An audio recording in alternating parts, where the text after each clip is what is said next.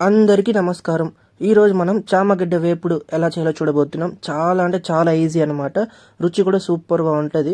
First ఒక కుక్కర్లో ఇలా కొంచెం నీళ్ళు యాడ్ చేసుకొని 500 గ్రాములు చామగడ్డ క్లీన్గా వాష్ చేసింది కుక్కర్లో పెట్టి మూత పోసి 3 విజిల్లు వచ్చేంత వరకు బాగా ఉడికించుకొని స్టవ్ ఆపి పక్కన పెట్టేయండి.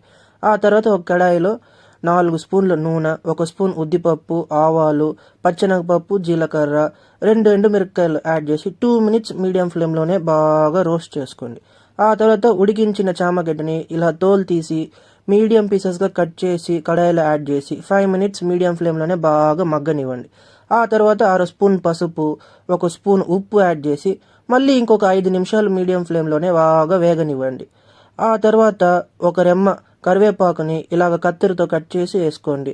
తర్వాత గుప్పెడు కొత్తిమీరని కూడా చిన్న చిన్న పీసెస్గా కట్ చేసి వేసి మళ్ళీ ఒక 5 మినిట్స్ మీడియం ఫ్లేమ్లోనే బాగా మగ్గనివ్వండి. ఇప్పుడు 5 తెల్లగడ్డ పాయల్ని దంచి ఇందులో వేసుకోండి. తర్వాత 1 స్పూన్ ఎర్రకారం వేసి 10 నుంచి 15 నిమిషాలు మీడియం ఫ్లేమ్లోనే ఇలాగ కలుపుకుంటూ బాగా మగ్గనివ్వండి. అంతే, 15 నిమిషాల తర్వాత స్టవ్ ఆపేయండి. ఎంతో రుచికరమైన చామగడ్డ వేపుడు తయారు. ఈ చామగడ్డ వేపుడు మీరు వేడి వేడి తెల్లన్నంలో లేదా రసమన్నంతో తినచ్చు. టేస్ట్ అద్దిరిపోద్ది.